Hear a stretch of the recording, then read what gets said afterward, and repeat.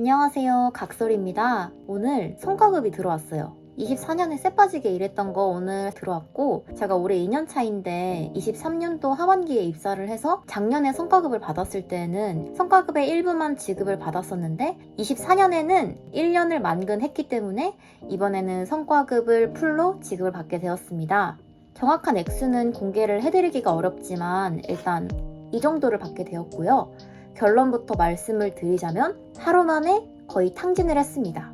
그래서 오늘은 저의 성과급을 어디에 탕진했을지 말씀드리는 시간을 가져보려고 합니다. 이번에 성과급을 꽤 마음에 드는 액수를 받았는데요. 거의 하루 만에 탕진을 하게 될 거라고는 생각을 하지 못했습니다. 우선 저는 그 많은 돈을 과연 어디에 썼을지 함께 살펴보시죠. 빠밤!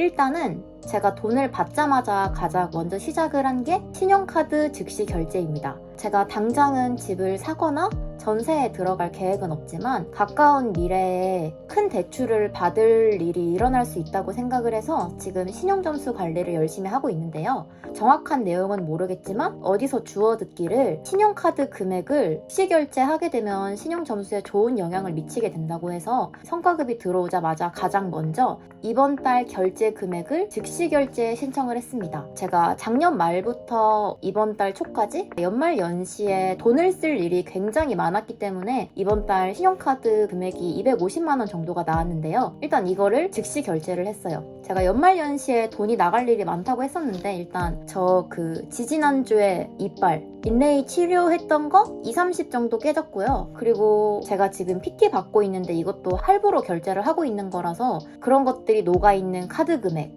250만 원 즉시 결제를 했습니다. 제가 한 번도 대출을 안 받아봤어요. 그래서 지금까지 엄밀히 말하면은 빚을 져본 적이 한 번도 없는 편인데 어디서 주워 듣기를 돈이 생겼을 때 빚은 최대한 빨리 청산하는 게 좋다라고 주워 들은 적이 있어서 일단 성과급이 들어왔을 때 가장 먼저 카드 금액을 지불하는 데 사용을 했습니다.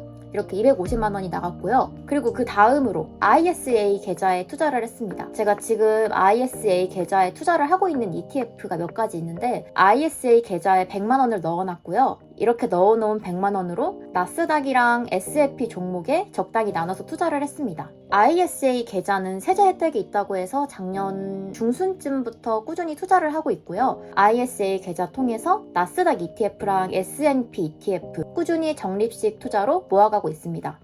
이렇게 또 100만 원을 썼고요. 그리고 그 다음으로 100만 원은 제가 지금 한 달에 50만 원씩 넣고 있는 자유적금이 있는데 자유적금 계좌에 평소보다 조금 더 넣었어요. 100만 원을 넣었습니다. 이 계좌는 어떤 계좌냐면 토스뱅크에서 저번에 이벤트를 할 때 가입했던 계좌고요. 연이율 5%에 3년 만기 적금 계좌입니다. 이게 3년짜리인데요. 제가 이 계좌를 재작년 여름부터 넣기 시작해서 내년 여름이 되면 만기가 될 예정입니다. 제가 사실 제 자산을 굴릴 때는 투자 위주로 자산을 불리고 있기는 한데 그래도 어느 정도 현금을 가지고 있는 거는 필요하다고 생각을 해서 자유적금 계좌에도 100만 원을 새로 납입을 하게 되었습니다.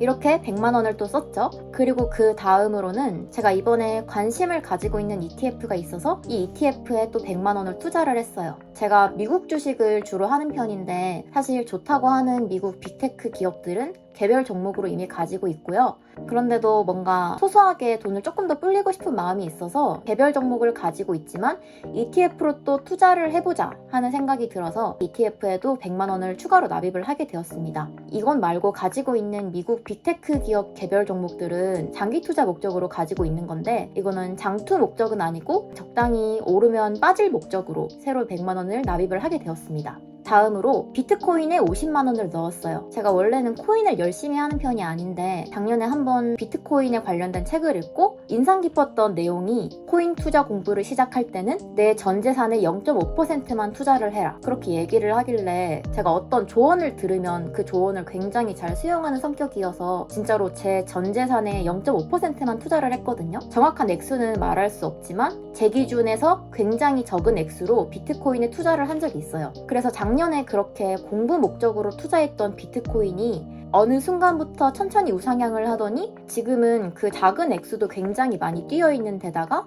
최근에 경제 공부를 하다 보니까 비트코인은 더 이상 위험 자산이 아니라 안전 자산일 수 있겠다는 생각이 들어서 앞으로 월급이 생길 때마다 비트코인에도 일정 액수를 적립식 투자를 하기로 했습니다. 물론 다른 알트코인이나 잡코인에는 크게 관심이 없고요. 비트코인에만 적립식으로 투자를 할 예정입니다. 물론 제가 어떤 자산에 투자를 할 때에는 저 스스로의 주관도 가지고 있어야 하기 때문에 비트코인에 대한 공부를 병행해야 된다고 생각을 하고요. 우선 생각을 하고 있는 액수는 20-30만 원 정도인데 이거는 비트코인에 대해 공부를 하면서 천천히 액수를 조정을 해나갈 예정입니다.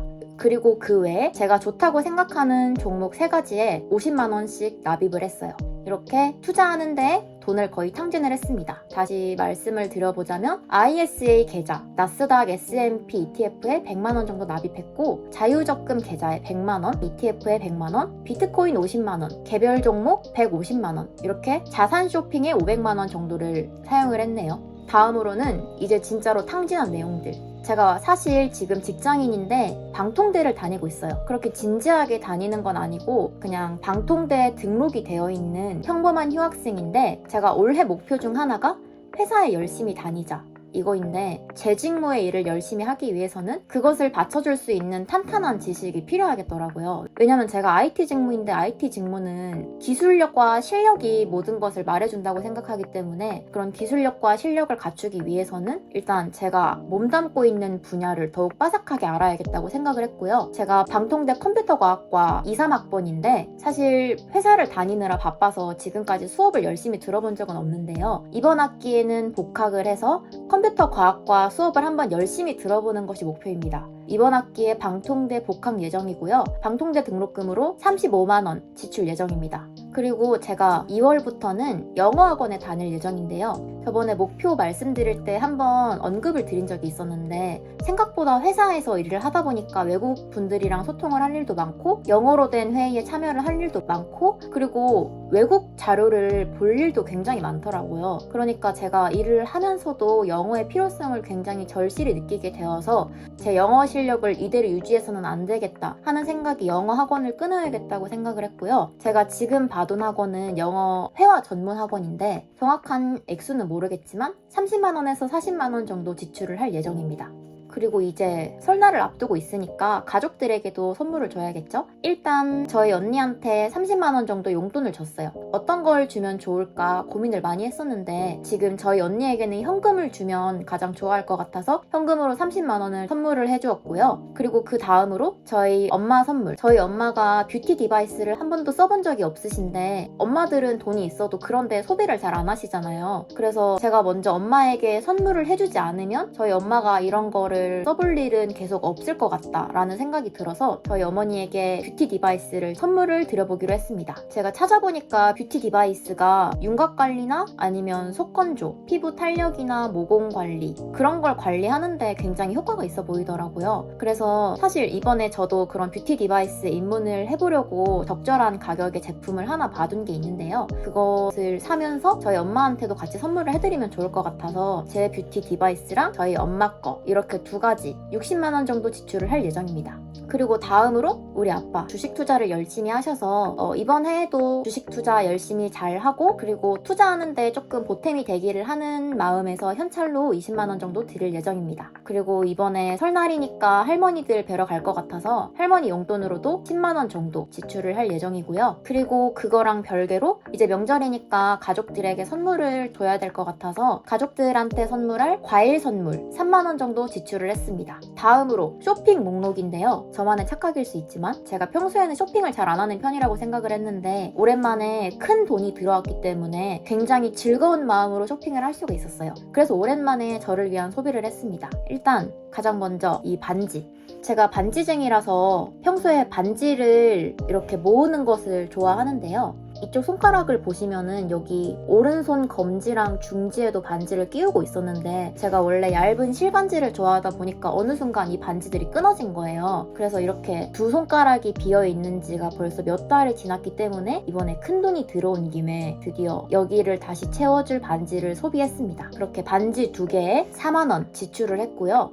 그리고 제가 최근에 PT를 봤는데 PT 선생님이 쓰시는 향수의 향이 너무 좋은 거예요. 그래서 제가 어떤 거 쓰시는지 여쭤봐서 손민수를 하기로 했는데 생각해보니까 똑같은 상품은 당근마켓에서도 구매를 할 수가 있잖아요. 그래서 제가 이미 소비를 많이 했으니까 조금이라도 아껴보자 하는 생각에 제가 받은 향수를 사는 것이 아니라 당근마켓 어플에 들어가서 제가 사고자 하는 향수를 키워드 알림을 걸어놨어요. 그래서 우선은 존버를 하고 있고 한 일주일이나 2주일 정도 제가 원하는 향수의 미개봉 상품이 올라오는지 확인을 했다가 존버를 했는데 안 올라온다. 그러면은 그때 내돈내산으로 향수를 구매할 예정입니다.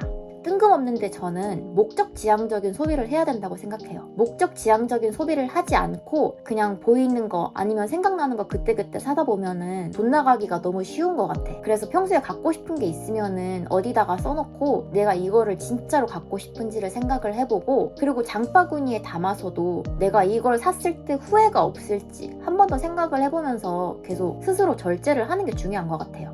우선 생각나는 소비들은 이 정도가 있고 제가 지금 돈이 조금 남아있기 때문에 아마 몇 가지를 더 살 것 같아요. 그래서 소비를 더 하게 된다면 또 말씀을 드리러 오겠습니다. 이렇게 하루 만에 성과급을 탕진한 여자 브리핑 마쳐보도록 하겠습니다. 안녕!